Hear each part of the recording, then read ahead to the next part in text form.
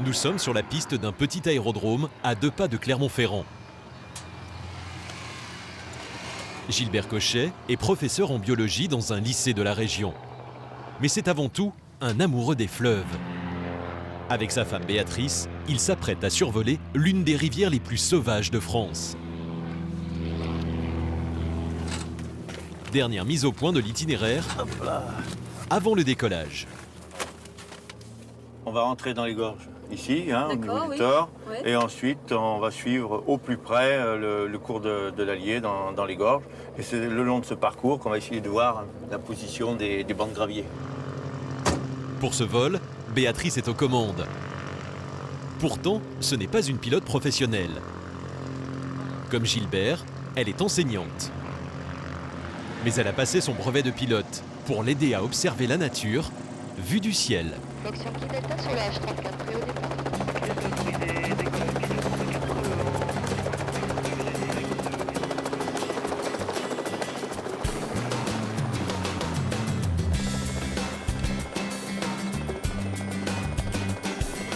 Gilbert est bénévole. Depuis des années, il milite dans plusieurs associations pour protéger les fleuves et les rivières de France. Il consacre tout son temps libre et ses économies à la défense de la nature. Des vols comme celui-ci, Gilbert et Béatrice en font tous les mois.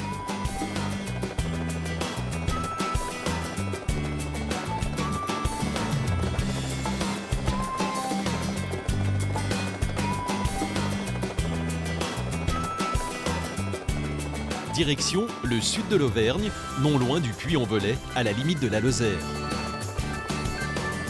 Gilbert et Béatrice vont survoler les gorges de l'Allier.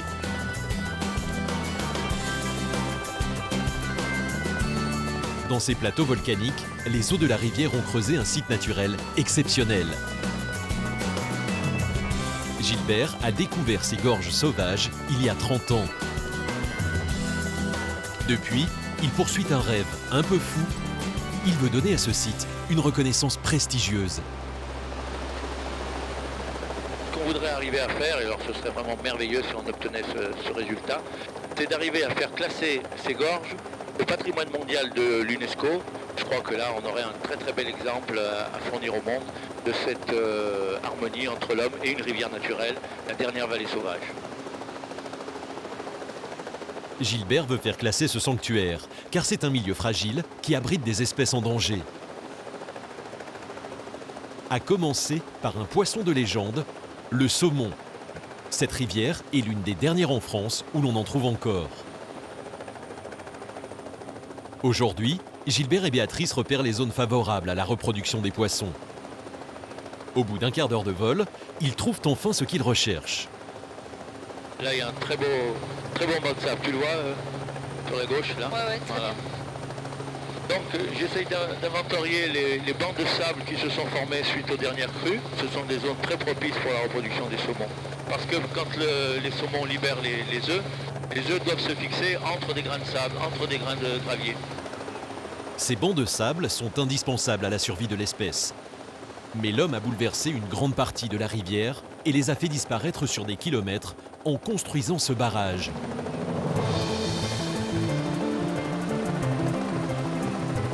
On voit le barrage, il a été établi dans les gorges là, qui sont très très étroites. Ah bah oui, on voit bien là, l'eau elle court plus du tout, c'est quasiment de l'eau stagnante. Par rapport à tout à l'heure, ça n'a plus rien à voir. Il n'y a plus de sédiments fins, c'est-à-dire de galets, de sable, voilà, de gravier, tout ça a disparu. Ce barrage, difficile à franchir pour les saumons, met en péril leur reproduction et menace tout l'écosystème.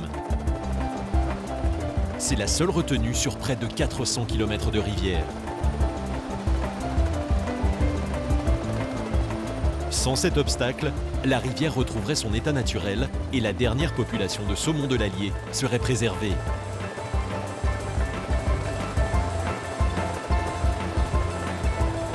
Depuis 5 ans, Gilbert met toute son énergie pour sauvegarder cette biodiversité.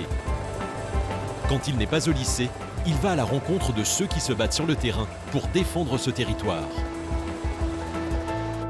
Aujourd'hui, il a rendez-vous à Chanteuge, un petit village au cœur des gorges, situé plusieurs kilomètres après le barrage. Encore un peu, Patrick. Encore un petit peu. Voilà. Gilbert retrouve Patrick Martin, un biologiste. Il a créé le Conservatoire national du saumon sauvage et se consacre à la sauvegarde de l'espèce. C'est bon, Gilbert?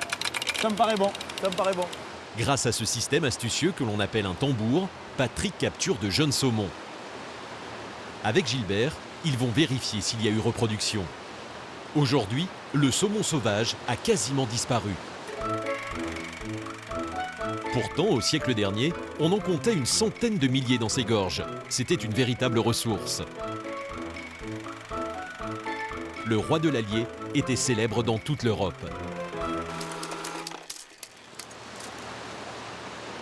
Patrick va tenter de récupérer de jeunes saumons qui entament leur migration. Les jeunes saumons, ils dévalent dans les 50 premiers centimètres. Ouais. On a un cône avec une vis sans fin, donc ils peuvent plus remonter. D'accord. Et ils finissent ici, dans cette boîte-là. Ah oui, sous nos pieds. Exactement. On les Là, voit. voilà, il y en a un, deux, on en voit deux là. Ah oui, d'accord, ils sont magnifiques. Ce petit saumon a tout juste 1 an. C'est un poisson qui est extrêmement argenté, qui ressemble à un poisson marin. On a des jeunes saumons Oui. qui viennent du haut de la rivière, Les gorges de l'Allier. Les gorges de Toute la partie l'Allier. gorge, ouais, qui sont au-dessus. qui sont en train de migrer et qui démarrent pour aller vers l'océan, qui vont atteindre d'ici 3 semaines, 1 mois à peu près. Il y a 870 Ah oui, km, 870 km qui nous C'est séparent énorme. ici de l'océan. Ils sont en train de changer de monde, quoi. Passer de l'eau douce à Exactement. l'eau de mer. Ce petit poisson va rejoindre la Loire. Il terminera sa croissance dans l'océan Atlantique et reviendra peut-être se reproduire dans ces gorges. Une femelle saumon pond à peu près 10 000 œufs. Oui. Sur 10 000 œufs, il y a à peu près 50 jeunes saumons qui passent à l'estuaire. Et sur ces 50 saumons qui passent à l'estuaire, si tout va bien, il y en a 2 qui reviennent. Moi, ce que je trouve de vraiment fabuleux avec ce poisson migrateur, avec ce saumon, c'est ce voyage extraordinaire qu'il va nous faire, 15 000 km, des petits poissons qu'on a vus qui font 10 cm, qui vont faire 800 km pour descendre et qui vont remonter après se reproduire. Et puis, je crois qu'il faut dire aussi qu'on a, dans cette gorge de l'Allier, dans ces gorges de l'Allier, dans cette vallée, on a des capacités de reproduction qui sont inouïes parce qu'on a une rivière qui est restée sauvage, qui est restée naturelle, et ça, il faut absolument le préserver. Voilà. Eh bien, allez. Mais à cause du barrage et de la pollution agricole, la rivière s'est dégradée et l'espèce est chaque année au bord de l'extinction. Pour faire face à cette situation dramatique, la région a mis les grands moyens et a créé il y a 10 ans cette salmoniculture. Un laboratoire dans lequel on élève de jeunes saumons dans l'unique but de repeupler la rivière. Dans ces bassins, des centaines de milliers d'alevins, tous issus de la reproduction d'adultes sauvages capturés dans les gorges. Pour eux, c'est bientôt la liberté. Patrick va les lâcher dans un petit bras de rivière. Dans cette cuve, il y a 10 000 alevins. Là, c'est bon, on va mettre une partie là, dans ce petit bras, la canne. Ils s'acclimatent, ils sont en train de sortir, tout seul. Chaque année, Patrick s'efforce de réintroduire cette espèce mythique et de rendre aux gorges ce patrimoine inestimable. C'est une population qui s'avère être la plus ancestrale d'Europe.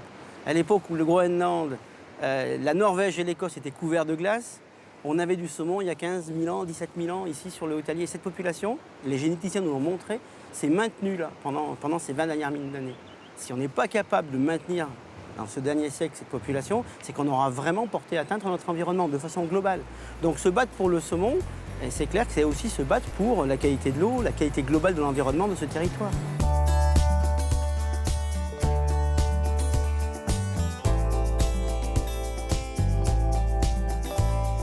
Mais le saumon n'est pas le seul trésor de ces gorges. Avec ses vallées difficiles d'accès et ses forêts naturelles, elles sont le paradis d'une autre espèce emblématique. Un géant désert, le Milan royal. Aujourd'hui, il ne reste que 50 couples dans cette vallée. Victime de tirs et d'empoisonnements dus aux pesticides, le seigneur de ces gorges est en sursis. Pour l'observer, il faut s'enfoncer dans la forêt. Avec les bénévoles de la Ligue pour la protection des oiseaux, Gilbert va participer à une séance de marquage. Après plusieurs semaines d'affût, ils viennent de repérer un nid. Ah, c'est super, moi. Fabrice, Sébastien et Raimé sont des grimpeurs bénévoles. Ils mettent leur savoir-faire au service de l'association. Premier objectif, atteindre le nid des rapaces situé à 10 mètres de haut.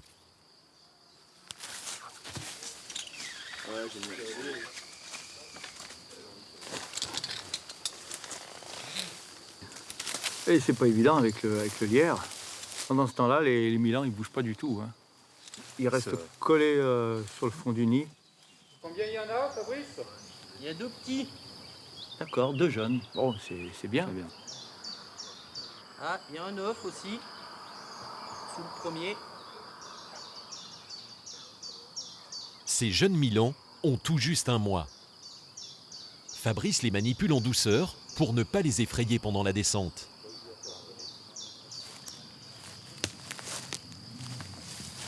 C'est bon. Au sol, le reste de l'équipe est prête pour baguer et mesurer les oiseaux.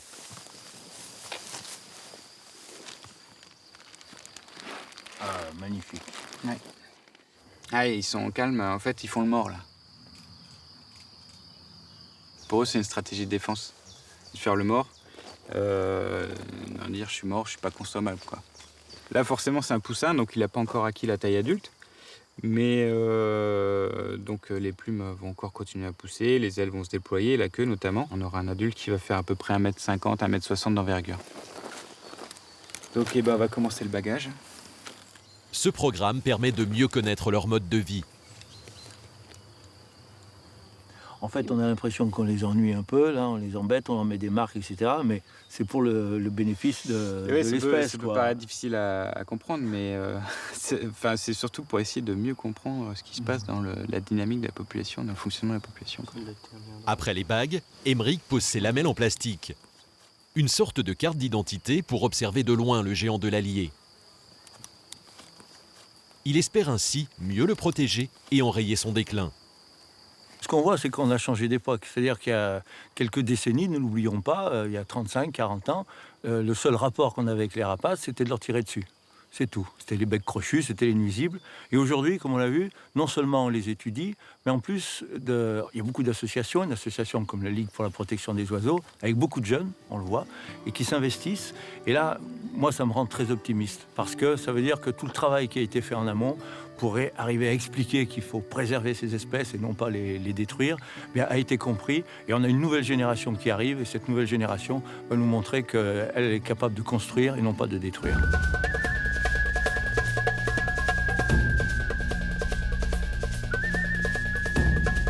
Nous retrouverons Gilbert dans quelques semaines dans un autre endroit secret des gorges.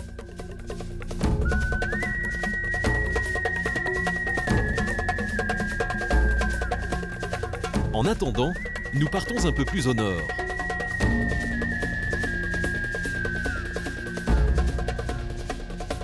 L'Auvergne est la région des grands espaces, la plus grande zone volcanique de France, avec ses cratères et ses multiples lacs.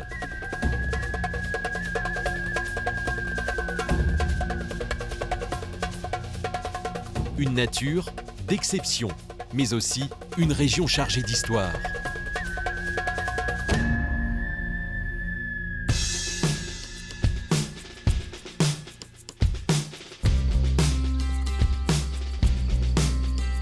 Au sud de Clermont-Ferrand, un petit village au sommet d'une butte, Husson. Jusqu'au XVIIe siècle, il y avait ici une puissante forteresse. Munie de 3 enceintes et d'une vingtaine de tours, elle avait la réputation d'être une citadelle imprenable. C'est là qu'une des plus célèbres reines a été emprisonnée pendant 19 ans. Marguerite de Valois, plus connue sous le nom de Reine Margot.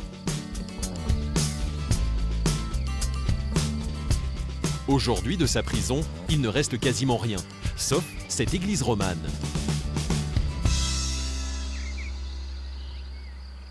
Elle date du XIIe siècle et a été remaniée à plusieurs reprises au cours de l'histoire.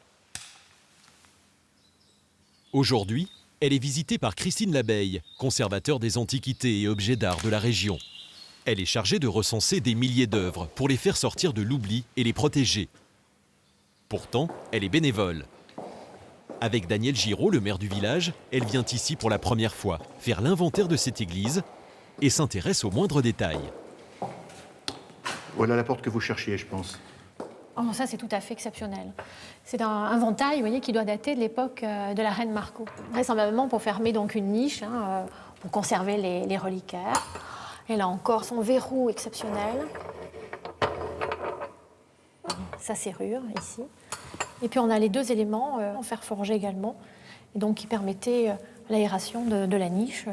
Et très souvent, d'ailleurs, les niches ont perdu leur porte d'origine. Là, ça, c'est tout à fait extraordinaire. Pour Christine, cette porte qu'on remarque à peine mérite une attention particulière. Elle fait partie du bâti, de l'architecture, et je vais demander à monsieur le maire de veiller, continuer à veiller à ce qu'elle soit protégée dans son intégrité. Voilà, Pour en savoir plus sur l'histoire du lieu, Christine veut maintenant voir la pièce maîtresse de l'église, qui porte encore l'empreinte de la reine Margot. Chassée de la cour pour ses liens avec les catholiques, Marguerite de Valois est enfermée par son mari, Henri de Navarre, futur Henri IV, au château d'Usson. Aujourd'hui, son souvenir demeure sur ce tabernacle exceptionnel, classé monument historique. Vous avez probablement, mais il s'agit peut-être d'une légende, le visage de Henri IV. Et de ce côté, donc, vous avez Sainte-Radegonde avec le visage de la reine Margot. Pendant une période, elle a été vraiment prisonnière dans une forteresse au sommet de la butte. Mais 3 ans environ après son emprisonnement ici, elle a pu quand même être de plus en plus libre et elle a vécu les dernières années, surtout d'une manière très libre. Elle accueillait beaucoup d'artistes, d'écrivains, etc. Et donc la reine Margot est devenue en fait la châtelaine du son pendant les 10 ans, les 10 dernières années qu'elle a passées ici. Tout au long de l'année, Christine sillonne les routes d'Auvergne. Elle déploie une énergie considérable au service du patrimoine.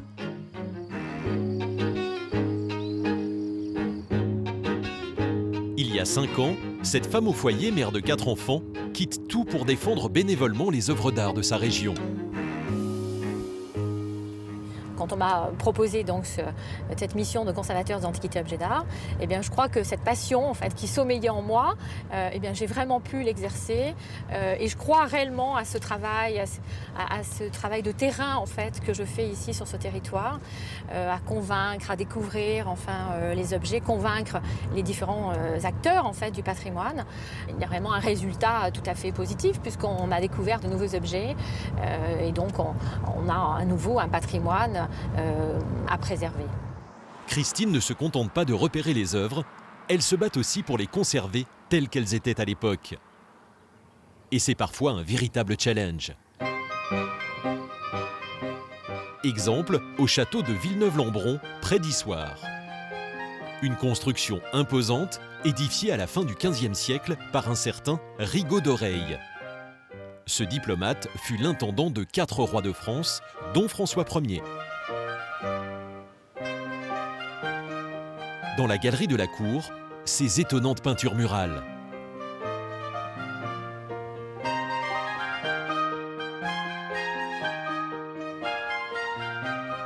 Des animaux fantastiques sortis de contes satiriques du Moyen-Âge.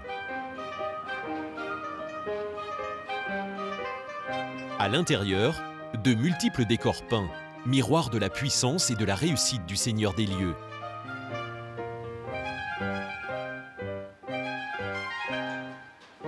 Dans une des pièces du château, Christine vient superviser le remontage d'un lit du XVIe siècle.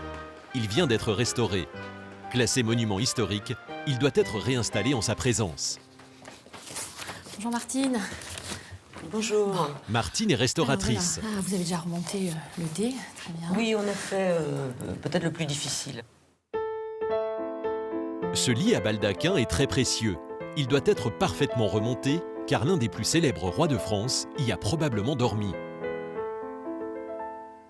On a donc 4 documents, ce sont 4 lettres qui ont été signées et datées, donc ici, par François Ier. Donc historiquement, on sait qu'il a dormi dans le château de Villeneuve-Lambron. Et bien entendu, comme ce lit était un lit quand même de drap d'écarlate, brodé de fils d'argent doré, donc un lit quand même très précieux, tout autour de ce lit, il y a la légende que c'est effectivement le lit dans lequel François Ier aurait dormi donc, lors de son séjour au château de Villeneuve-Lambron. Voilà. Ah, c'est lourd par contre.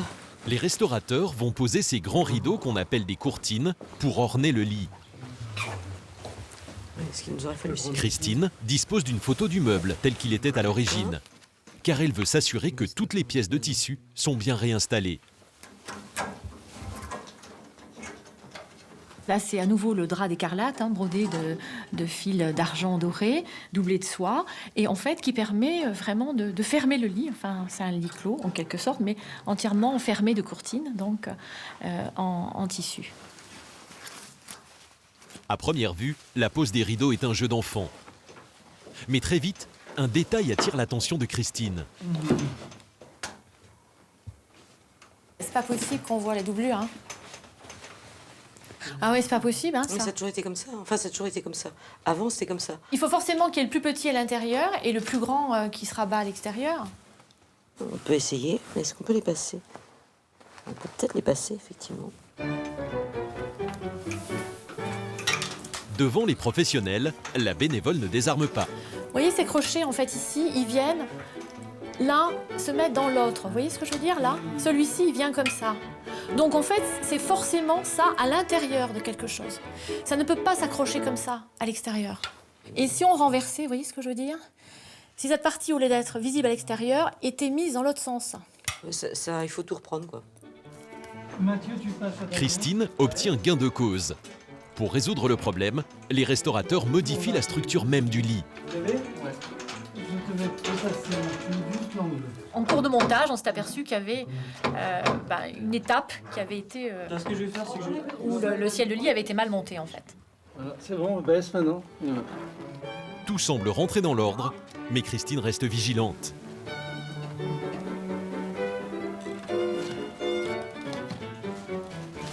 Tout a été réajusté, donc tout tombe effectivement d'aplomb. Donc voilà, il était important de remonter ce lit de façon comme il était monté à l'origine.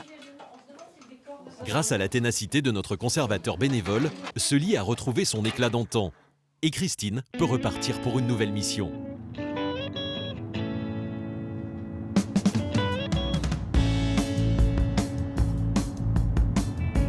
Elle s'est formée elle-même à l'histoire de l'art. Son dévouement est total, car elle ne touche que 2 000 € d'indemnité par an. Un véritable sacerdoce qu'elle exerce quasiment à plein temps.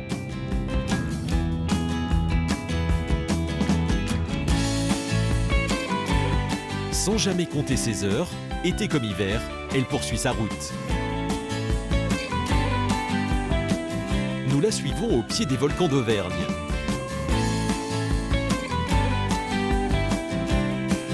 Au XIe siècle, la France se couvre d'églises romanes. À proximité des Monts d'Or, voici l'église de Saint-Nectaire.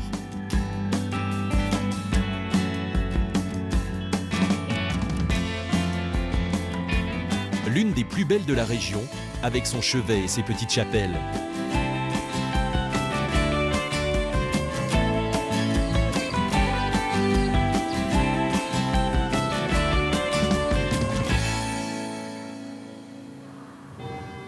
L'art roman marque le début de la sculpture religieuse.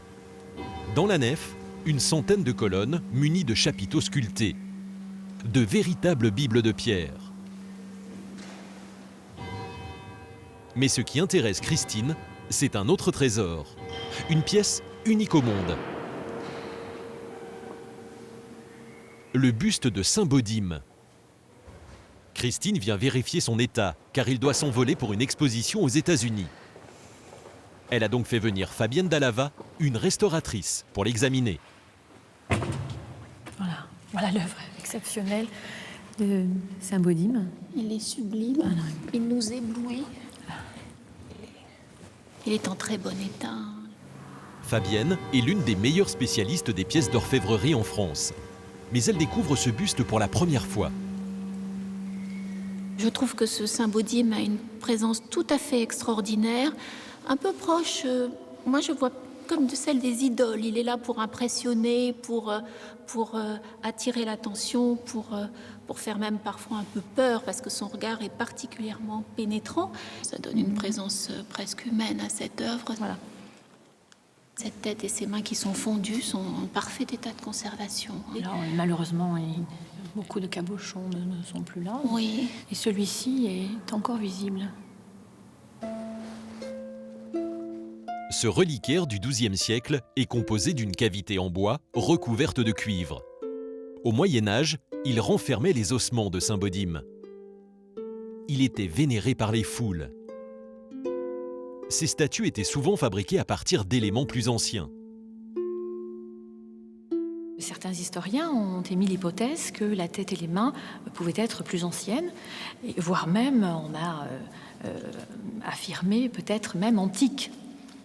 Et néanmoins, quand on observe la coiffure, enfin donc de ce Saint-Baudim, qui a une tonsure sur le dessus de la tête, et ces mèches terminées par ces boucles en escargot, il est vrai qu'on retrouve cette coiffure sur une représentation du Saint-Nectaire que l'on voit sur un des chapiteaux ici de cette église de Saint-Nectaire.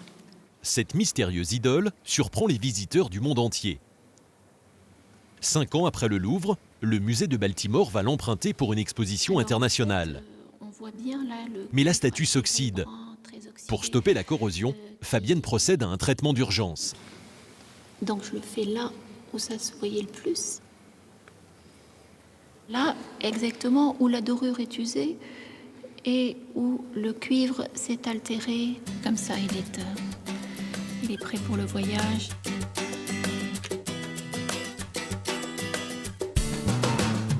Nous quittons l'Auvergne romane et l'église de Saint-Nectaire.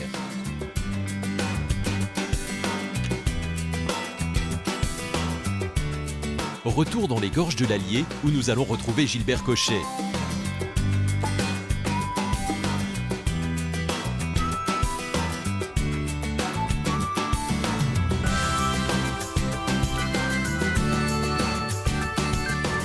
C'est dans ce petit affluent de la rivière que le naturaliste continue de rechercher les espèces les plus rares et les plus fragiles de la région.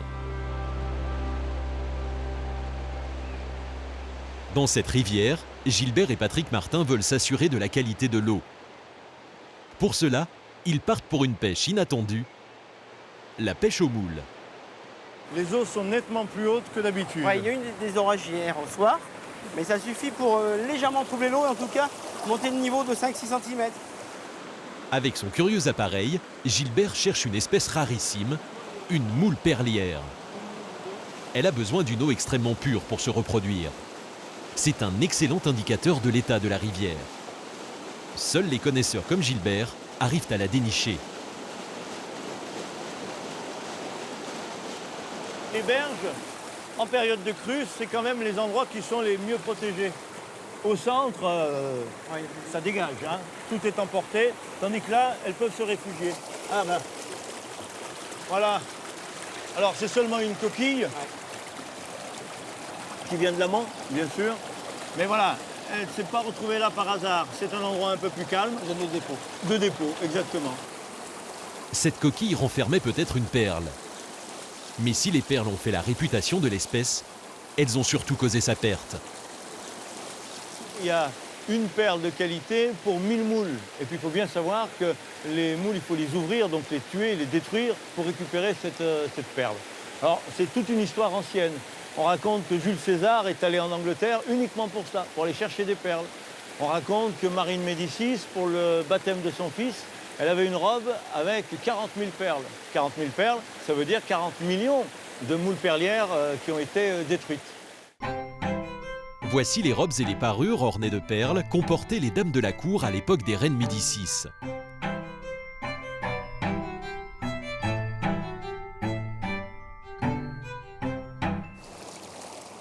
Les moules perlières ont été massivement exploitées jusqu'au XIXe siècle. Cette véritable razzia a failli les faire disparaître. Puis la pollution des rivières a fait le reste. Et aujourd'hui, l'espèce est en voie d'extinction. Toujours pas de moule vivante, mais une invitée surprise. Une couleuvre. C'est une couleuvre vipérine. Alors on la reconnaît très facilement, avec ses écailles, avec ses yeux. Ça fait peur à tout le monde, mais en fait, c'est une espèce vraiment, mais alors, complètement inoffensive. D'ailleurs, il n'y a qu'à regarder, tu vois. Elle ne cherche même pas à mordre. Voilà, la petite couleuvre, retrouver la liberté. Pendant près d'une heure, Patrick et Gilbert poursuivent leurs recherches. Et leur persévérance finit par payer. Ah, Allez, là, t'en as une. en voilà une. Allez, tu la vois. Tu la vois? La première moule perlière vivante. On va la sortir. Ouais. Voilà. Tu vois, c'est ce qu'on voyait tout à l'heure. La coquille très noire. Et puis, regarde, tu vois, les stries très très serrées. Il y en a énormément. Et comme ici, on est dans une rivière où il y a peu de sels minéraux, elle grandit tout doucement, croissance très faible. Elle a peut-être 70 ans, peut-être même 100 ans. Pour Gilbert et Patrick, cette découverte est une excellente nouvelle. Là où vous avez de la moule perlière, là où la moule perlière se reproduit, ça veut dire qu'on a une qualité d'eau pratiquement originelle, pratiquement excellente. Et cela, c'est très important, surtout à l'heure où on a des tas de rivières qui sont en train de perdre justement cette qualité. D'avoir ces témoins-là, il faut à tout prix les préserver pour pouvoir continuer de conserver ces rivières de qualité.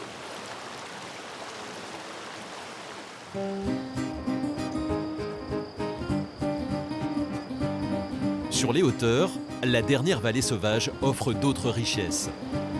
Au milieu des genêts, Gilbert retrouve Philippe Brun. Ce chef étoilé originaire de la région est un passionné des plantes. Il a fait le pari d'ouvrir un restaurant gastronomique dans les gorges de l'Allier. Aujourd'hui, il a déplacé sa brigade de cuisiniers pour trouver de nouvelles saveurs. Tout ce qui est encore préservé dans cette belle vallée encore naturelle, on a envie de l'utiliser dans notre cuisine et toujours d'enrichir nos connaissances parce que c'est pour nous un peu l'infini, c'est ce qu'il y a d'intéressant aussi.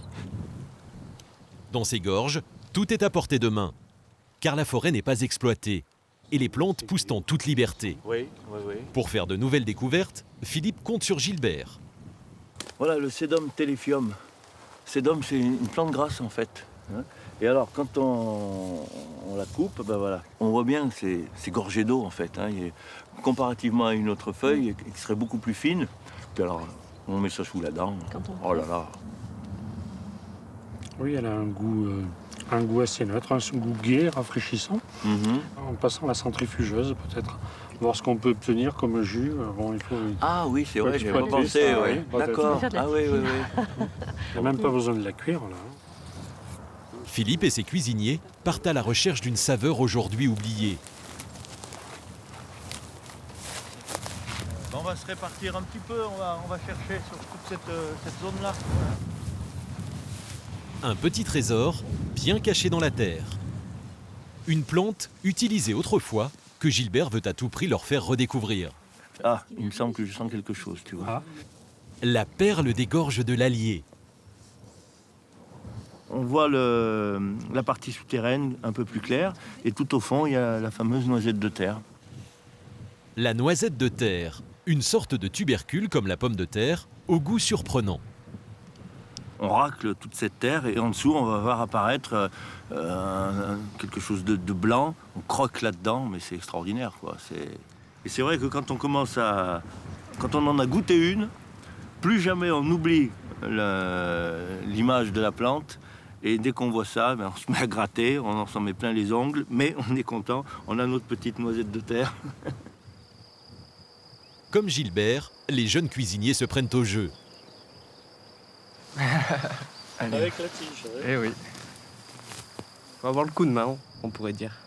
Faut creuser, la terre est fraîche au fond, donc on arrive facilement à déterrer la noisette. Et puis quand on voit des petites choses comme ça, c'est vrai que c'est sympa, ça donne envie de les mettre dans des petits plats.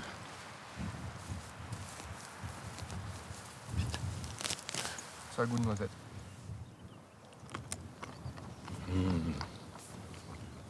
C'est un goût toujours aussi extraordinaire. bon. Je trouve que c'est pas du tout farineux, c'est pas du tout sec. Moi, je le mangerais comme ça, cru. Hein. Et au point de vue nutritif, je pense que c'est excellent. Hein. Ça va? Vous coupez tout à la même dimension, épluchez. Après avoir travaillé 9 ans dans les plus grands restaurants parisiens, Philippe Brun est revenu en Auvergne pour ouvrir cette maison familiale. Sa connaissance des plantes et son originalité ont fait sa réputation. Aidé de Charles, son second, Philippe va concocter un nouveau plat grâce à sa récolte d'herbes sauvages. Alors voilà tout ce qu'on a ramassé. Ça s'appelle le sédum. Hein. C'est une plante, on a trouvé qui avait un peu goût d'avocat. On va la centrifuger à cru, voir ce que ça donne. Hein. Et la touche finale sera notre trésor de ce matin, cette noisette-là qui est extraordinaire, qu'on a pu trouver. On mettra ça comme la touche finale, ce sera très bien. La centrifugeuse pour sublimer les goûts. Un léger assaisonnement. Une gelée d'ortie et d'herbes sauvages.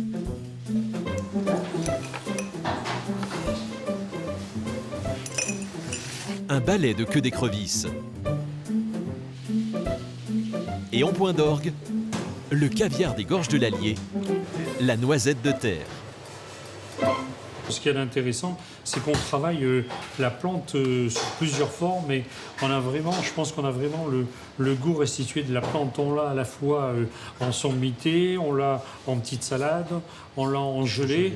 C'est plus, on va dire, l'herbe qui est au milieu de cette assiette, c'est vraiment l'écrevisse qui vient accompagner l'herbe. Ah oui, là, l'herbe est vraiment mise en valeur. Hein.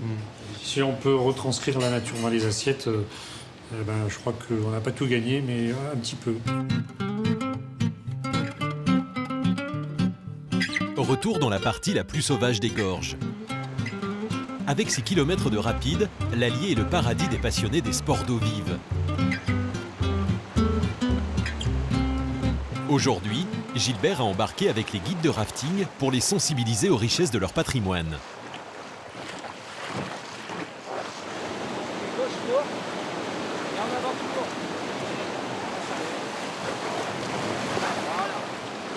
Arrière, encore arrière. Pas mal, encore arrière. Encore. Attention, on avare à gauche. C'est pas mal.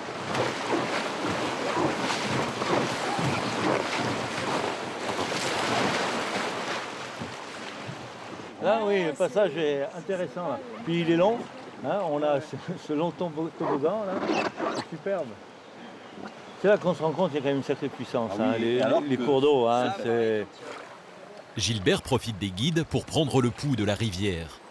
Et l'Allier réserve toujours des surprises. Vous pouvez observer en haut à droite, sur les rochers, un énorme tronc presque à l'horizontale. Donc il est à 7-8 mètres de hauteur, voire plus. En fait, il n'est pas tombé, il a été amené par une crue, ce tronc. Et donc l'eau était juste à 1 mètre ou 2 en dessous, et avec la vague, ça l'a posé là-haut et il est resté là. Gilbert et les guides vont accoster sur un banc de galets, uniquement accessible en raft. Un site idéal pour observer les habitants des gorges. Tiens, regarde Gilbert, ce que j'ai trouvé. Ah, superbe. Alors, là, tu vois, on a une exuvie, c'est-à-dire ce qui reste de la larve. Et là, on a l'adulte qui est en train de sécher. Il est sorti de l'exuvie.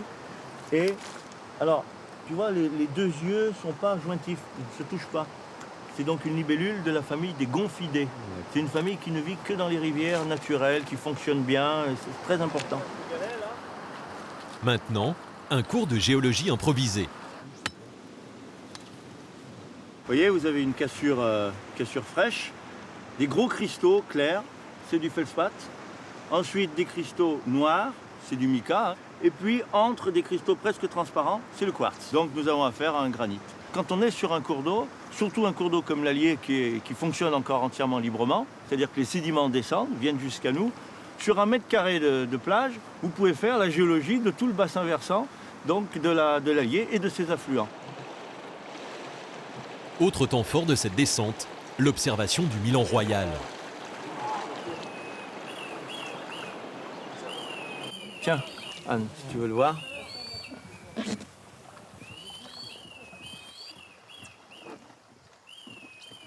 Voilà, il plane. Hein. Ah oui. Normalement, tu dois arriver à voir sous les ailes de chaque côté des sortes de grandes marques blanches. Et la magie opère. Les guides redécouvrent leur environnement. On le côtoie tous les jours sans forcément le connaître. Et je trouve que c'est intéressant de pouvoir en parler.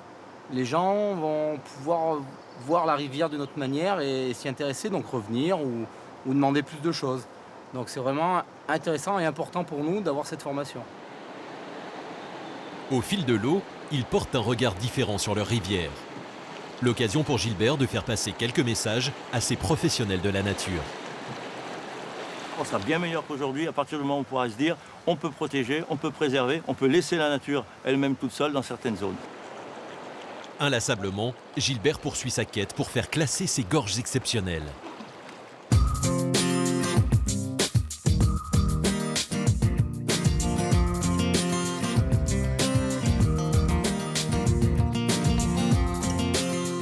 Retour au cœur de l'Auvergne, au sud de la chaîne des volcans.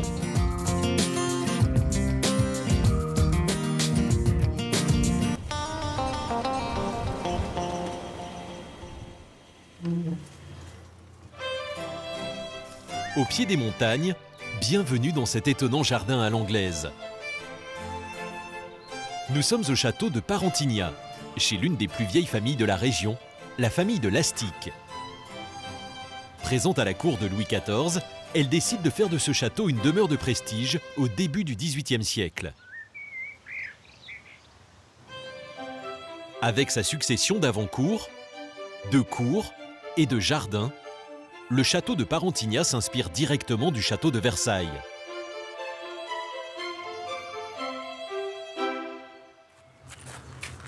Nous retrouvons Christine Labeille. Notre conservateur bénévole veille sur les objets d'art public, mais aussi privés. Pour cette visite, elle est avec Guillaume Kintz, le conservateur des monuments historiques de la région. Bonjour. Bonjour Guillaume. Bonjour Anne-François, vous allez bien? Bienvenue à Parentigna. Merci. Anne-François de Lastic est l'actuel marquis de Parentigna. Nos deux conservateurs espèrent bien dénicher une nouvelle œuvre à protéger.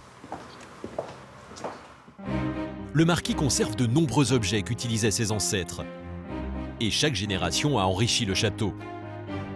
À l'intérieur, de grands salons. Une collection de tableaux exceptionnels dignes des plus grands musées. Mais le marquis possède des trésors encore plus étonnants. Voilà, nous sommes dans la salle des archives. Je vais vous montrer quelques documents rares. Dans cette reliure, des documents inédits. Des centaines de lettres de la main des rois de France adressées à la famille. Donc là, nous avons une lettre de Louis XIV, écrite en janvier 1695, dans laquelle il demande au marquis de Sieujac, Anne-François I de Lastic, marquis de Sieujac, de faire un recensement de la population afin de lever des impôts. Ah oui, c'est bien écrit à Versailles, le 31e jour de janvier 1695. Et là, vous avez vu, Christine, il y a la signature, là, Louis. Et là, je vais vous montrer quelque chose que vous ne verrez pas tous les jours, qui est très émouvant, qui est en fait une lettre du même Louis XIV, mais en 1643. Donc il avait 5 ans. Vous pouvez remarquer que la signature est assez enfantine. Ah oui, tout à fait. C'est le secrétaire qui rédige la lettre et on a juste fait signer le jeune roi en bas. Ouais, mais c'est vraiment parmi les toutes premières fois qu'il a dû écrire, parce que son père vient de mourir, donc en fait. On a dû lui tenir la main comme ça. Pour qu'il puisse première fois qu'il a dû écrire Louis, en fait. Enfant roi. Voilà, alors un autre objet très intéressant dans un. Après les lettres, une autre pièce originale. C'est une tasse, un moka, en porcelaine de Sèvres. D'accord. Qui a appartenu à son travail, qui a appartenu à Madame Élisabeth de France, sœur de Louis XVI, dont elle se servait au temple. Ah oui, donc c'était pendant sa captivité. Un an après son frère, le roi Louis XVI, Madame Élisabeth est enfermée à la prison du Temple. Elle y sera guillotinée en 1794. Donc c'est probablement une de ses dernières pièces de vaisselle qu'elle utilisait dans la prison. Exactement. Et comment c'est arrivé dans votre famille? En fait, c'est arrivé dans la famille car Madame de Lastic était sa dame d'honneur. Ah oui, d'accord. Un souvenir qui a été conservé c'est presque une relique. Pour Christine et Guillaume, classer cette tasse éviterait qu'elle ne soit vendue à l'étranger. Elle resterait dans cette demeure où la famille veille à sa préservation depuis plus de 200 ans. Le château de Parentigna, un lieu de mémoire, reflet de la petite et de la grande histoire.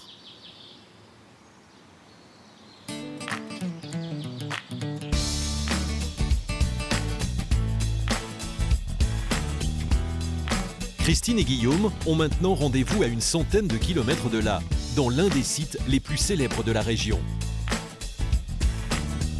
Le Puy-en-Velay, l'une des villes les plus extraordinaires de France, classée au patrimoine mondial de l'UNESCO. Une cité minérale enserrée entre ses pitons rocheux. Une cathédrale entre ciel et terre.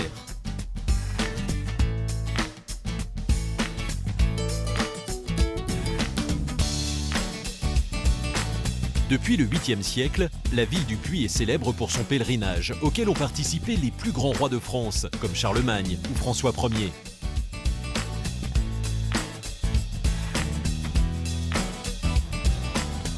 Au sommet de ce pic volcanique, la chapelle de Saint-Michel-l'Aiguille, un trésor d'architecture romane.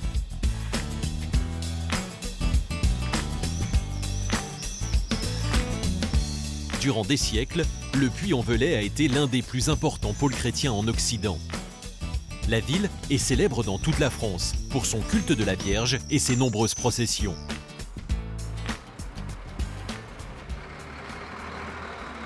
Mais aujourd'hui, la ville est le théâtre d'un événement.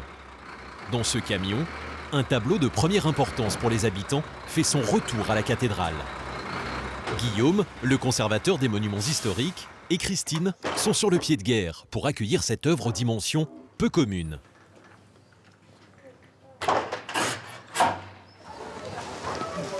Il n'y a personne à l'angle là-bas.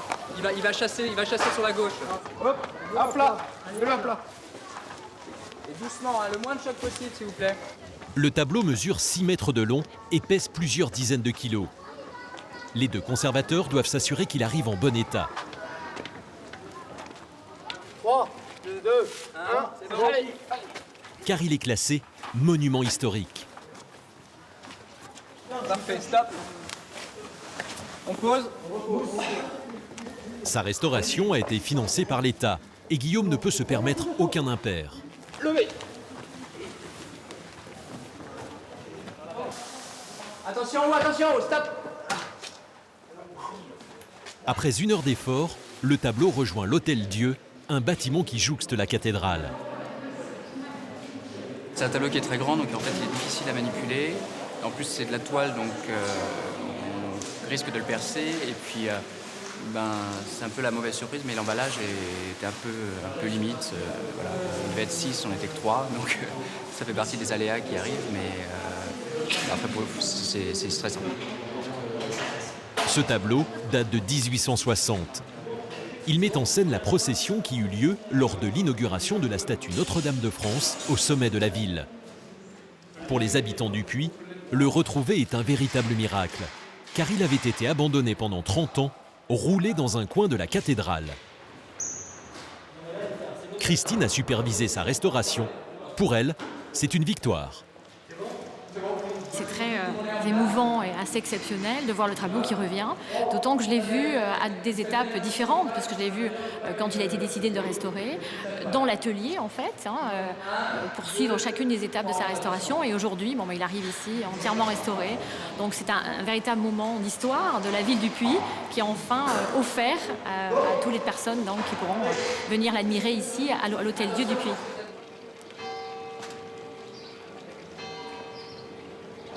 Juste à côté de l'Hôtel-Dieu, voici la cathédrale du Puy. Elle date du XIe siècle.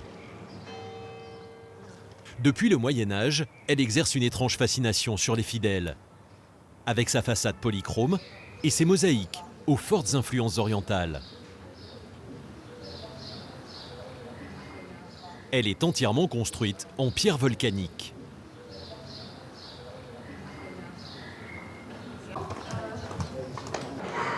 Depuis des siècles, elle accueille de nombreux pèlerins, car c'est l'un des principaux points de départ des chemins de Saint-Jacques de Compostelle.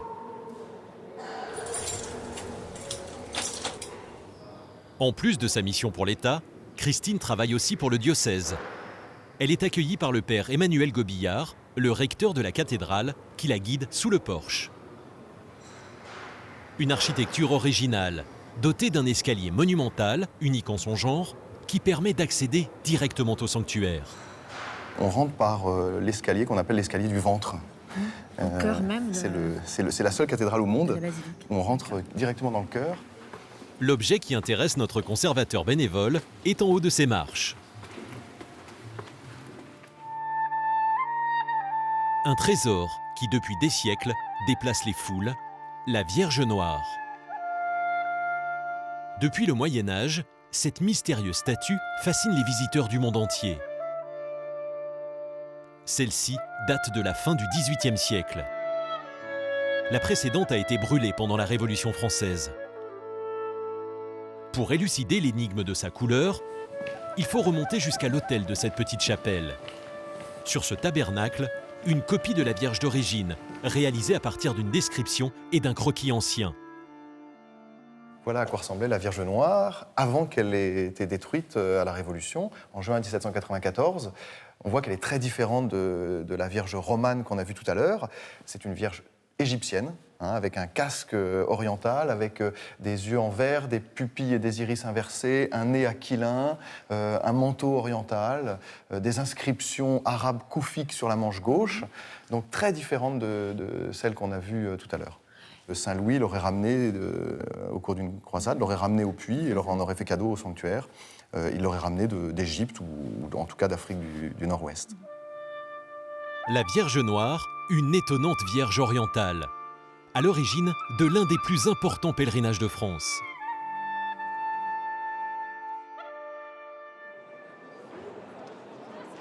Quelques jours plus tard, c'est le 15 août, la fête de la Vierge. Des milliers de fidèles convergent vers la cathédrale.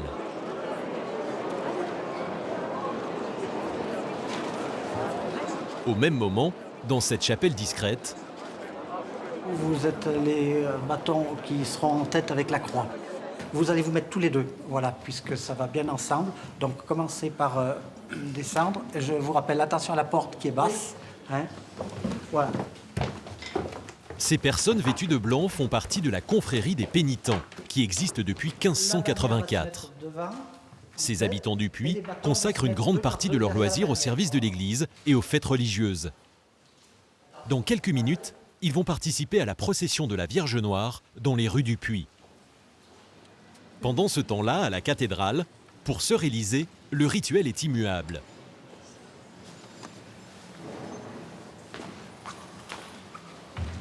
C'est elle qui prépare la Vierge Noire pour l'événement.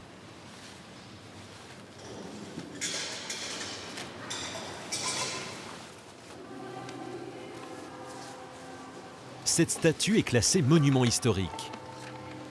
En tant que conservateur des antiquités et objets d'art, Christine a le privilège d'approcher la Vierge lors de son changement d'habit. Est-ce que vous pourriez la poser sur l'autel? Une occasion unique de la voir de très près. Et surprise, sous la robe de la Vierge, une autre robe. On voit le travail très minutieux, très précis, qui a été fait effectivement sur l'après, avant la pose donc, de la feuille d'or, ce qu'on appelle un travail de reparure, et qui est ici de très belle qualité. C'est un décor floral, tout à fait précis, et c'est vraiment extraordinaire de la voir dans son authenticité au moment donc de ce changement de vêtements. Direction la sacristie. Sœur Élisée n'a que très peu de temps pour habiller la Vierge. Avec la dextérité d'une couturière, elle ajuste la robe et le voile sous le regard attentif des habitants. Comme ça? Hop, voilà. Après, je me fais gronder par les gens du Puy.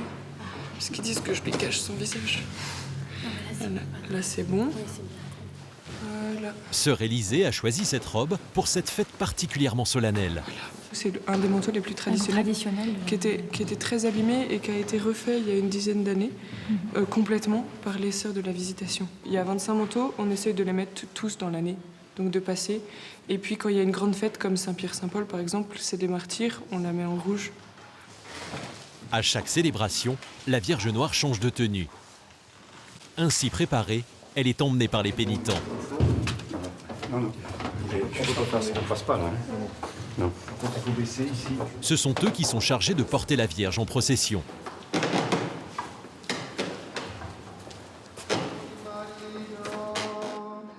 La Vierge débute son tour de la ville, sous le regard des passants.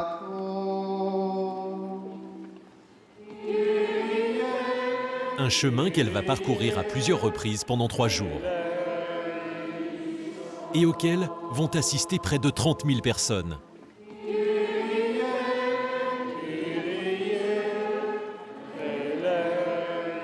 Les confréries de toute la région sont au rendez-vous. L'événement est national car les plus hautes autorités de l'Église ont fait le déplacement.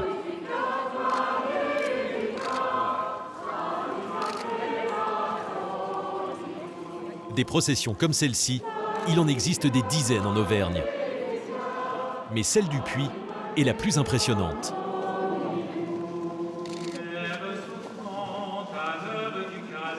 Je connaissais l'importance, bien sûr, de cette procession du 15 août, mais c'est la première fois en fait, que j'y participe personnellement. Et c'est vrai que j'étais très étonnée, en même temps très émue de voir cette foule, cette ferveur, en fait. Ça m'a vraiment émue. Cette fête mariale est un événement religieux, mais aussi une tradition populaire. Cette année encore, la Vierge en majesté veillera sur la ville. Pour les habitants, cette étrange statue est plus qu'une œuvre d'art. C'est un patrimoine vivant. Une richesse unique, symbole de ce territoire ancestral et mystérieux qu'est l'Auvergne. Nous quittons le Puy-en-Velay pour partir maintenant à la découverte d'une autre ville historique. Nous voici à Metz, au cœur de la Lorraine. L'histoire de cette cité au bord de la Moselle est celle d'un carrefour de l'Europe du Nord qui a connu de nombreuses influences au cours des siècles. Au Moyen-Âge, Metz est une place commerciale puissante, avec en son cœur un joyau, la cathédrale Saint-Étienne.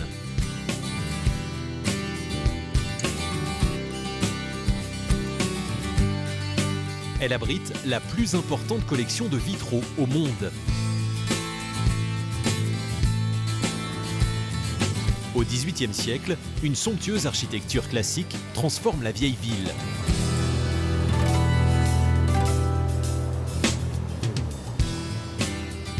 Cette pierre jaune devient la signature de Metz. Plus tard, en 1871, Metz est annexée par l'Empire germanique.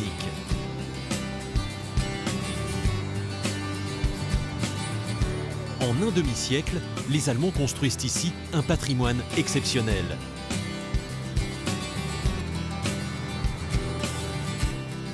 Toutes ces richesses sont aujourd'hui sous les projecteurs, car un nouveau chef-d'œuvre attire l'attention du monde entier sur la ville. C'est le Centre Pompidou-Metz.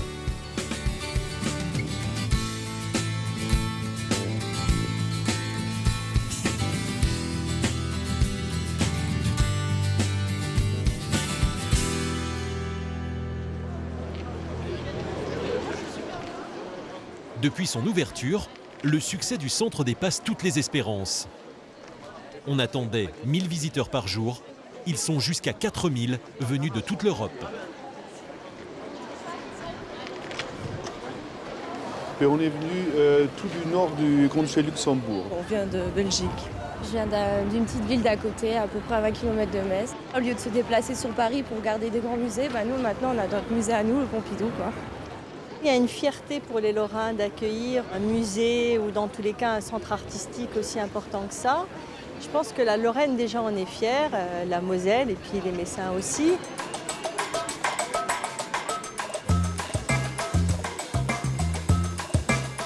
Extrêmement spectaculaire, la structure du centre est inspirée des chapeaux chinois, sortis de l'imagination de 2 architectes visionnaires, Shigeru Ban et Jean de Gastine.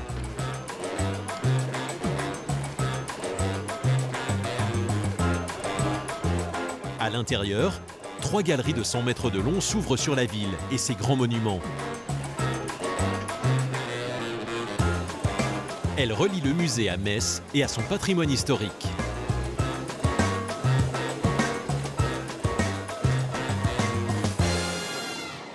Le bâtiment est vraiment formé de ces 3 histoires, ces 3 strates urbaines, ces 3 moments de patrimoine.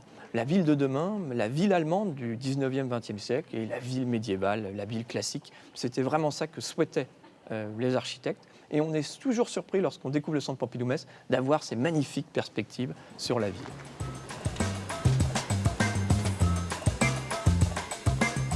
Ici, les visiteurs peuvent admirer des chefs-d'œuvre venus pour la plupart du centre Pompidou Paris.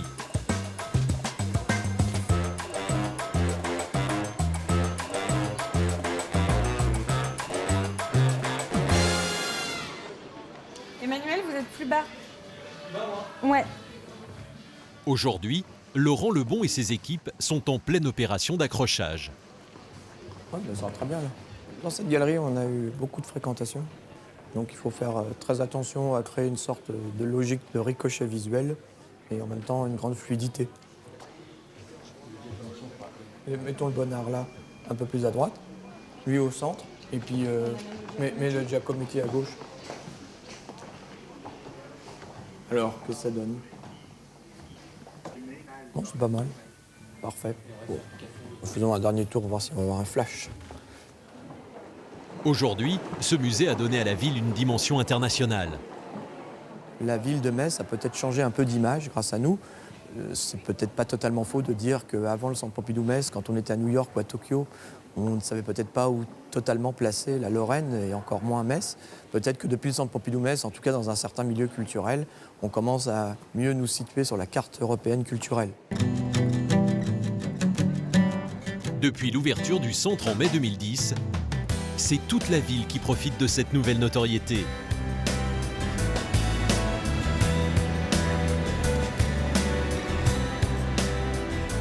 À commencer par la cathédrale Saint-Étienne. C'est l'un des symboles de la ville.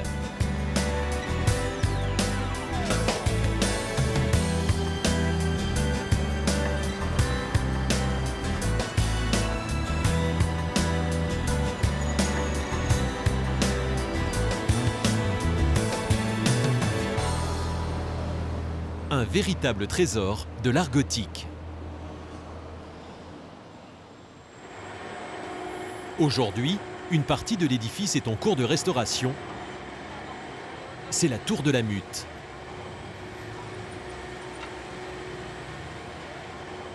« 80 mètres d'échafaudage permettent de grimper jusqu'à la flèche.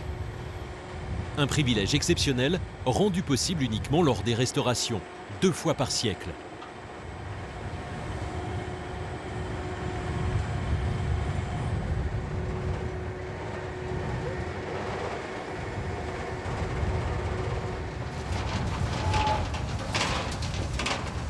Au sommet de l'édifice, nous avons rendez-vous avec la doreuse de la Flèche.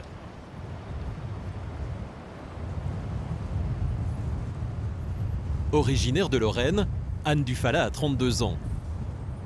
Elle réalise ici son chantier le plus prestigieux.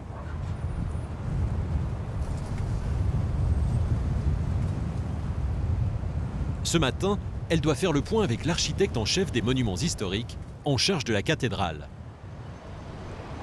Vous avez doré par phase? Je vais d'abord dorer le cône, ouais. Ensuite je dorerai cette partie-là et ensuite la partie les boules et puis ensuite l'étendard après. Ouais. On le sait par les textes médiévaux, ils appellent ça la pomme. Ah, voilà. Je ne savais pas. La pomme, elle était dorée pour briller comme une pièce d'orfèvrerie en fait. Ouais, voilà. L'idée c'était vraiment que ce soit une pièce d'orfèvrerie qui soit au sommet de la flèche en dentelle. À l'étage inférieur, sur la base de la flèche, le chantier est déjà plus avancé. À l'abri du moindre souffle d'air, Anne entame son travail de dorure. Avant, il y a eu plusieurs préparations. La feuille d'or est tellement fine qu'une seule aspérité va se voir. Il faut vraiment qu'on ait un aspect très très lisse pour qu'on obtienne vraiment une brillance éclatante, quoi. Tout ce qui est courant d'air, c'est vrai que c'est un petit peu notre ennemi. La feuille d'or est tellement fine que même notre souffle doit être maîtrisé.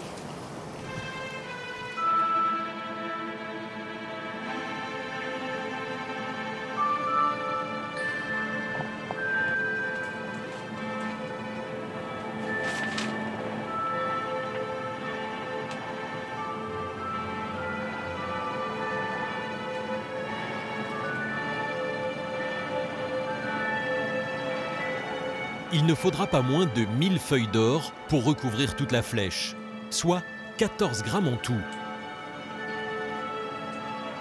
Et la tour de la Mutte brillera à plusieurs kilomètres à la ronde.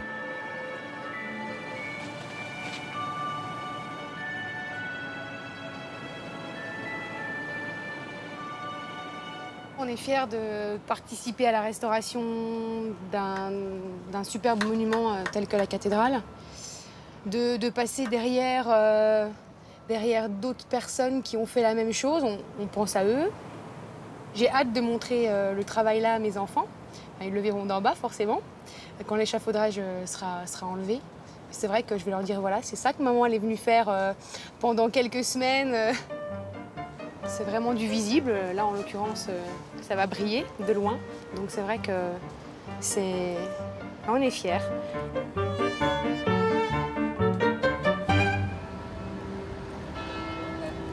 La cathédrale Saint-Étienne est l'une des plus belles de France. À partir du Moyen Âge, les bâtisseurs mettent plus de 300 ans à la construire. Des générations de sculpteurs se succèdent pour en faire ce chef-d'œuvre.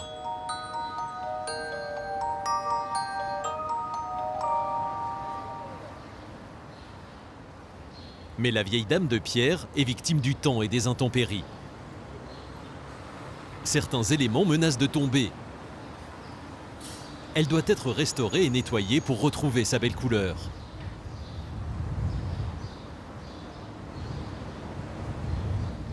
En haut de la cathédrale, Christophe Bottineau et les tailleurs de pierre se réunissent pour un premier diagnostic. L'état des lieux est préoccupant car les sculptures présentent de nombreux points faibles.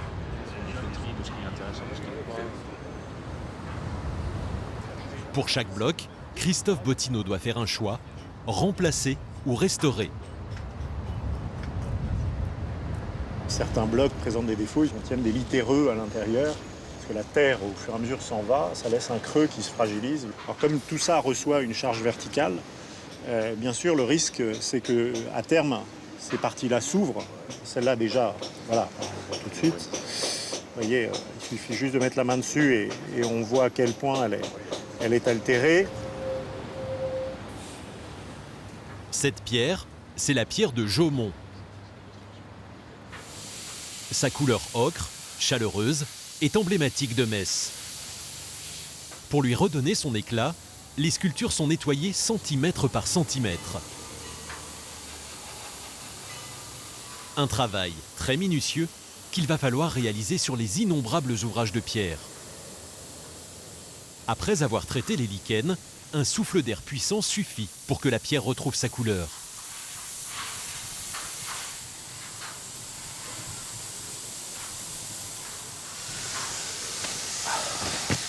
Vous avez fait vos essais de nettoyage. Voilà. Donc maintenant, avec un petit gommage assez léger, avec une pression inférieure à 1 bar, on arrive à nettoyer sans abîmer l'épiderme de la pierre. Ah, c'est ça qui est important, c'est de bien garder sur la pierre. On a à la fois la trace du temps, puis c'est aussi toute la mémoire de tous les hommes qui ont travaillé dessus.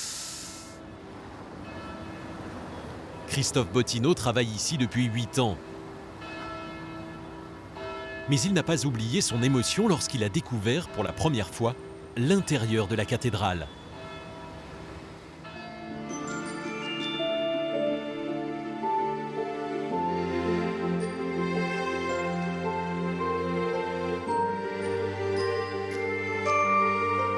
J'ai souvenir de ma première visite dans cette cathédrale.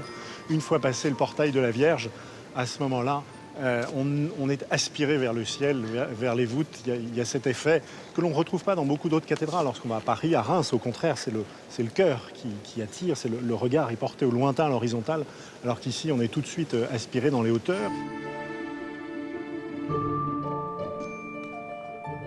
La nef de la cathédrale culmine à 41 mètres. C'est l'une des plus hautes de France.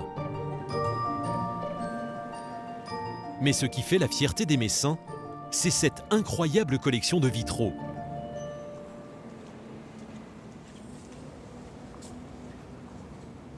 À 20 mètres de hauteur, Christophe Bottineau nous emmène découvrir ce chef-d'œuvre depuis une place privilégiée, celle de l'organiste.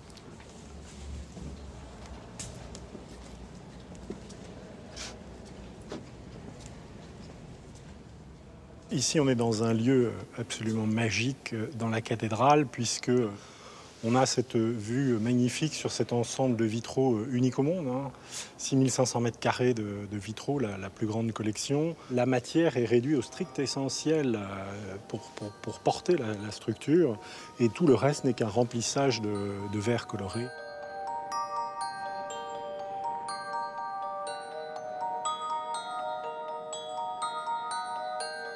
Les plus anciens vitraux ont 800 ans. Et parmi les plus récents, ceux d'un immense peintre qui réalise ici ses tout premiers vitraux, Marc Chagall.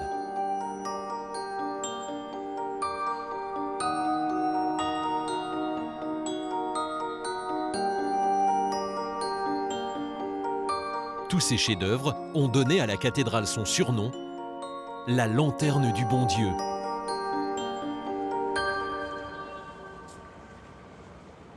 À l'origine, les vitraux de cette façade descendaient jusqu'au sol, mais ils ont disparu aujourd'hui.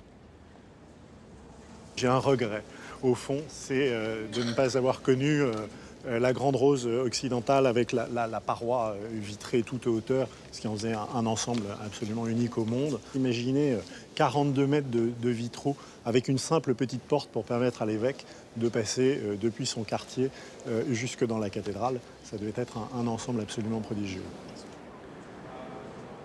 Et depuis, cette façade a connu de nombreux remaniements. Au XVIIIe siècle, un architecte détruit une partie des vitraux pour réaliser cette entrée monumentale de style classique. Un siècle et demi plus tard, elle est transformée à nouveau pour être remplacée par cette porte néo-gothique. Mais cette fois-ci, c'est un architecte allemand qui modifie la cathédrale. C'est la conséquence de l'annexion.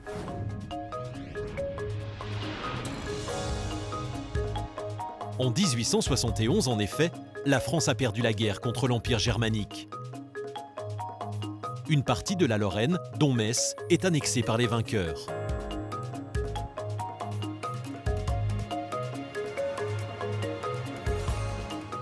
Suivant l'exemple de Viollet-le-Duc qui a restauré Notre-Dame de Paris, l'architecte Tornoff s'inspire du style gothique pour redonner à la cathédrale sa splendeur médiévale. Il y a clairement chez Tornoff cette volonté, comme chez Viollet-le-Duc, de recherche d'une cathédrale idéale. On voit qu'il fait de nombreux voyages, des relevés photographiques, des dessins, accompagnés de son sculpteur, pour trouver des références à Paris, Amiens, Reims. Il y a vraiment cette recherche de prélever sur chaque cathédrale l'élément qui en fait un peu l'archétype de la cathédrale idéale. Tornoff et son sculpteur prennent même quelques libertés. Exemple sur le porche, où figurent 4 prophètes. L'un d'eux représente en fait l'empereur allemand Guillaume II. Après le retour de Metz à la France en 1918, on lui enlève sa moustache pour atténuer la ressemblance. Au sommet de la cathédrale, Christophe Bottineau nous réserve une autre surprise. Alors maintenant, nous allons entrer dans le grand comble de la cathédrale.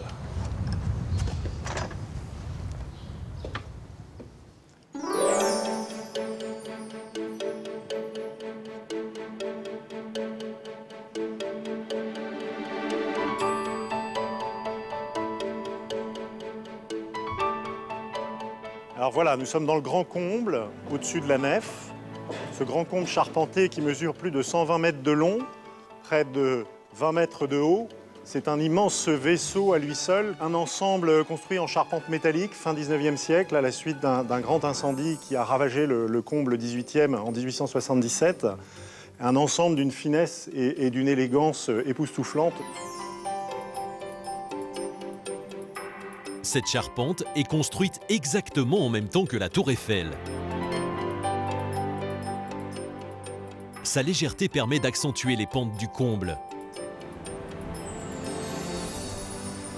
Car une cathédrale gothique ne serait pas complète sans sa toiture vertigineuse.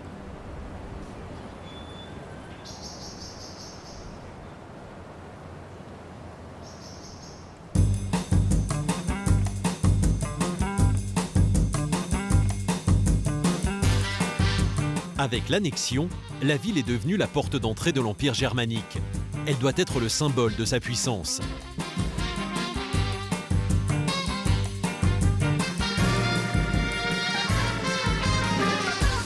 Alors au début du XXe siècle, une architecture d'un style nouveau apparaît à Metz.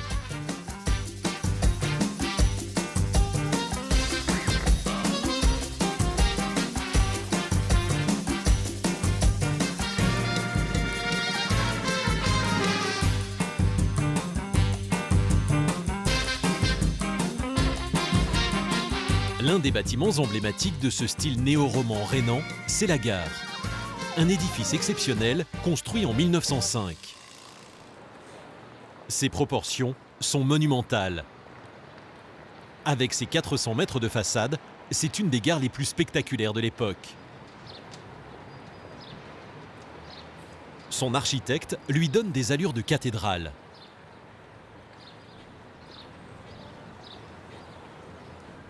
Tandis que juste en face, la Poste, dans le même style que la gare, prend des airs de château fort. Quant à ce donjon, c'est en fait un château d'eau.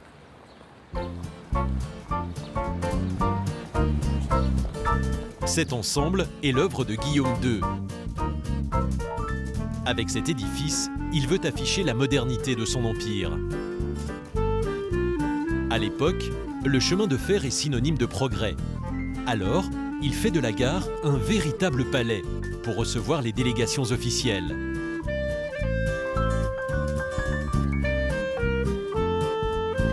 Une gare d'apparat qui fascine les historiens d'aujourd'hui.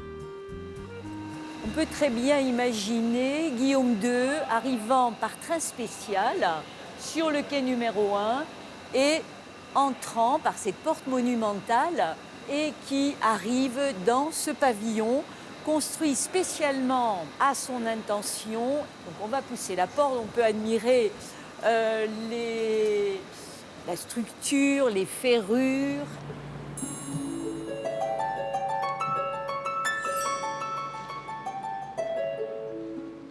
Christiane Pignon-Feller se passionne pour cette architecture qui copie le style médiéval. Ce pavillon impérial comportait non seulement un vestibule d'accès, un salon de réception, mais également, prévu dès le cahier des charges, 2 chambres et des toilettes. Donc on est quand même très pragmatique, il fallait prévoir une réception qui soit digne de ce nom.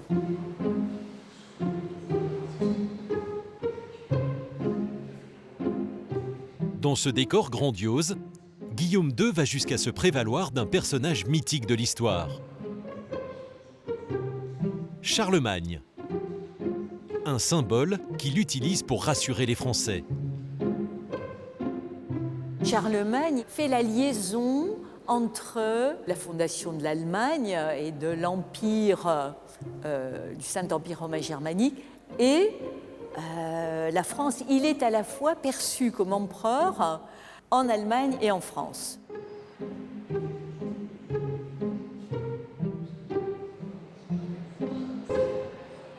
Guillaume II multiplie les références à l'époque du grand empereur.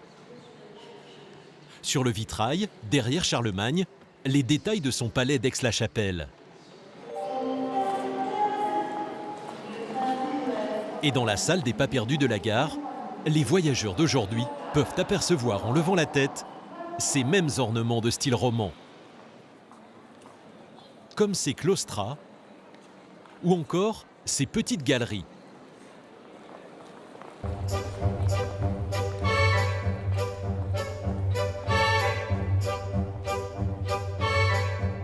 Comme Charlemagne, Guillaume II se veut l'empereur d'un immense État européen, mais un empereur du XXe siècle. Sa force de frappe, c'est le chemin de fer. En cas de conflit, le train doit permettre le transport de ses troupes à une vitesse record d'un bout à l'autre de l'Empire. C'est pourquoi Guillaume II imagine cette gare gigantesque. 750 000 hommes peuvent transiter par Metz en 24 heures. Ce qu'on peut remarquer, c'est la longueur extraordinaire des quais et un nombre très important de voies, mais aussi une particularité, je crois que c'est la seule, la seule gare en France qui possède cette particularité, c'est d'avoir des quais hauts et des quais bas qui permettaient l'embarquement différencié des hommes et du matériel.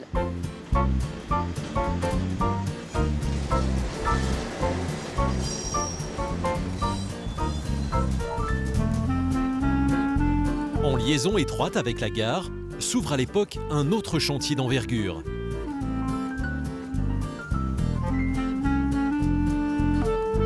Il s'agit de la fondation d'un nouveau quartier. Une véritable ville nouvelle. Moderne et fonctionnelle, elle dispose de larges avenues qui permettent à ses habitants de se déplacer avec facilité. Ce point de vue que l'on admire encore aujourd'hui est le résultat de travaux titanesques. En 1902, Guillaume II fait abattre les fortifications et remblayer les fossés.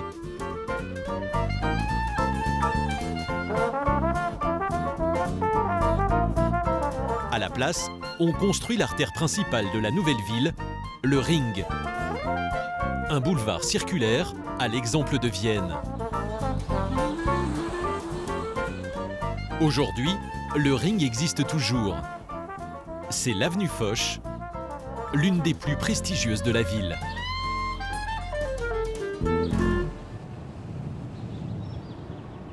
Depuis 20 ans, Christiane consacre tout son temps à la découverte des curiosités de ce quartier. Passionnée par cette histoire, elle a écrit l'ouvrage de référence sur les métamorphoses de la ville. J'ai commencé à m'intéresser au quartier allemand parce que bon, je suis lorraine, donc marquée par un petit peu cette double culture. Et ce qui m'a particulièrement intéressée, c'était les nouveautés qu'avaient apportées les Allemands, non seulement au plan de l'urbanisme, mais aussi au plan de l'architecture, un nouvel art de vivre que les Messins ont fini par adopter. Dans la nouvelle ville, l'esthétique des constructions n'est soumise à aucun impératif.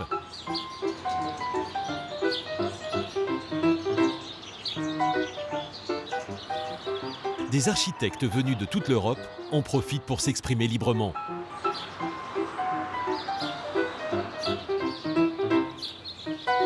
De part et d'autre de l'avenue, ils construisent ces maisons, en s'inspirant de tous les styles et de toutes les époques. Ils mettent l'accent sur le bien-être des habitants. Tous rivalisent d'imagination pour embellir le quartier, faisant de cette avenue une promenade pleine de surprises et d'inventions inattendues qu'on peut admirer aujourd'hui encore. Avec nous, Christiane Pignon-Feller visite aujourd'hui pour la première fois l'une des plus belles villas de l'avenue. Elle est accueillie par André, le propriétaire des lieux. Bonjour monsieur. Bonjour chère madame, entrez dans notre maison. Elle découvre les originalités de la maison jusque dans les moindres détails. Venez voir le placard, il y a des tas de petites choses amusantes. Certains bois noirs ne sont pas de l'ébène, mais plutôt des bois peints. C'est une maison de famille. J'ai toujours vécu dans cette maison, donc c'est ma maison, celle de mon épouse maintenant aussi. C'est pour ça que nous l'entretenons aussi bien et avec beaucoup d'amour.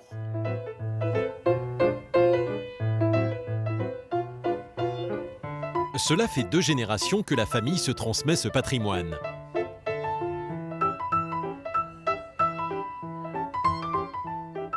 Cette demeure est un véritable témoignage de l'art de vivre à Metz au début du XXe siècle.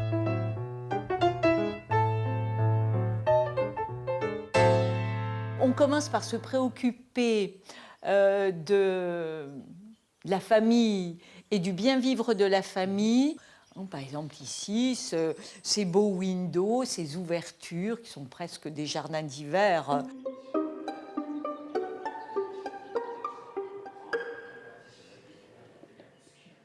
Et la maison d'André réserve d'autres surprises à Christiane. Je vous montre ce qui est pour moi la dernière pièce intéressante. Venez.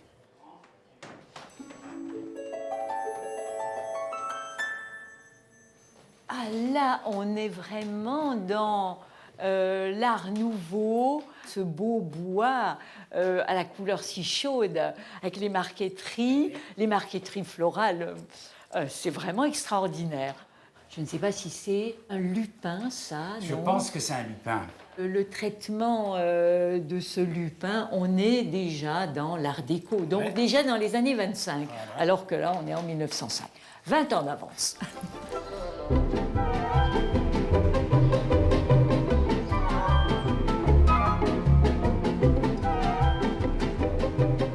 Autre merveille architecturale de l'époque,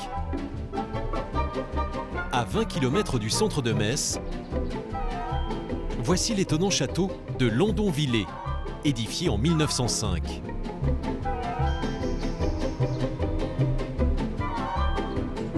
Son style s'inspire des palais des bords du Rhin.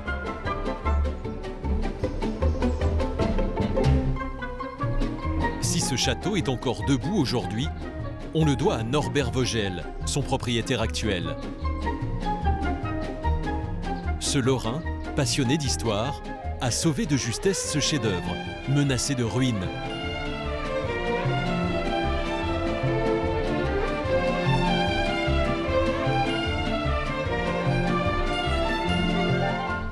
Il faut dire que cet édifice est un authentique chef-d'œuvre du plus grand architecte de l'époque, Bodo Ebhardt, l'architecte de Guillaume II.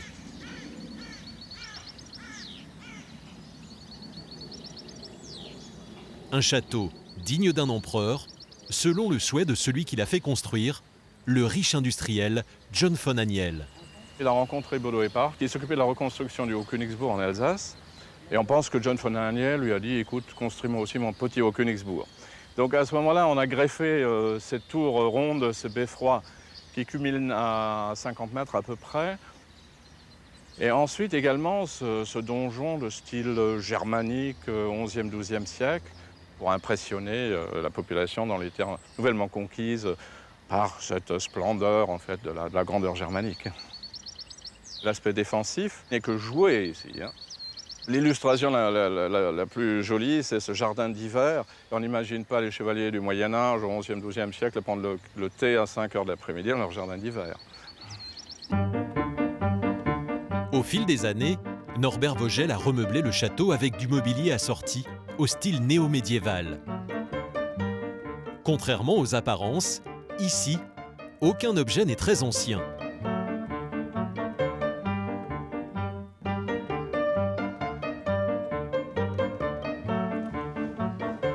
Dans les caves, nous découvrons avec Norbert une pièce typique de l'époque.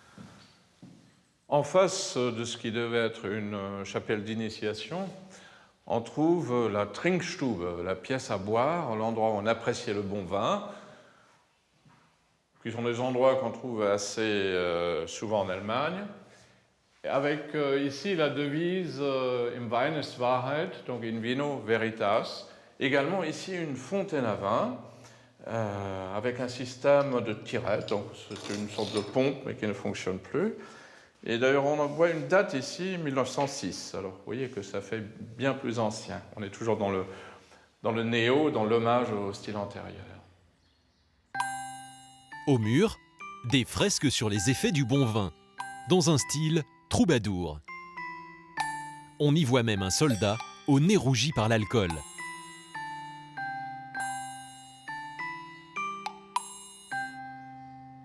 Mais l'histoire ne s'arrête pas là. Quand elle construit son château, la famille von Haniel a une rivale française, les Quedlowsky. Une famille qui veut résister à l'influence allemande. À quelques kilomètres de Landonvillers et de son château germanique, le clan lorrain construit donc une demeure typiquement française, le château de Mercy. C'est la France contre l'Allemagne, le style néo-renaissance contre le style néo-roman.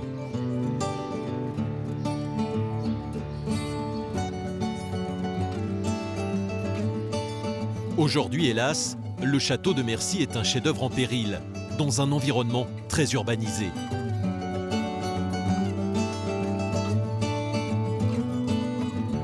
Sauver ce château, c'est le rêve de Christiane Pignon-Feller. L'historienne connaît par cœur l'histoire de ce symbole de la résistance, né des dernières volontés d'un patriote, le vicomte de Coëtlosquet.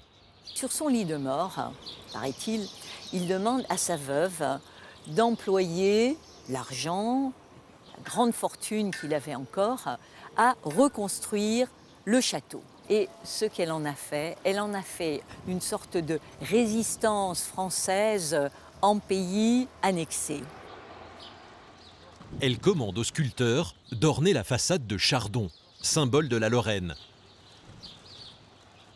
Mais ce n'est pas tout.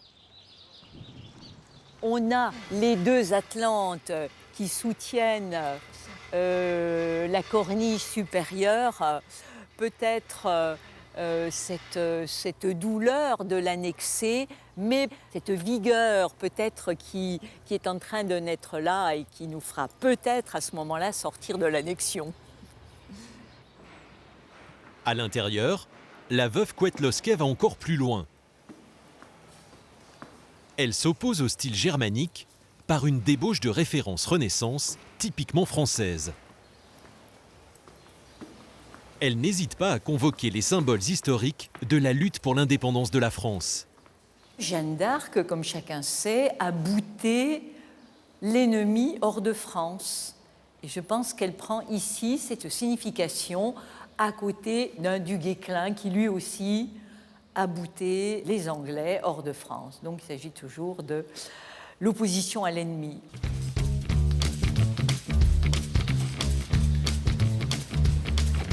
Depuis l'Antiquité, chaque époque a transmis un patrimoine exceptionnel qui témoigne de l'histoire et de la prospérité de Metz.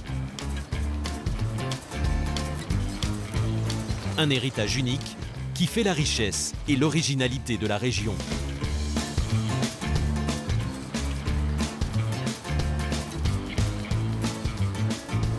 Aujourd'hui, Metz jouit d'une reconnaissance internationale et nourrit même un rêve, un classement au patrimoine mondial de l'UNESCO.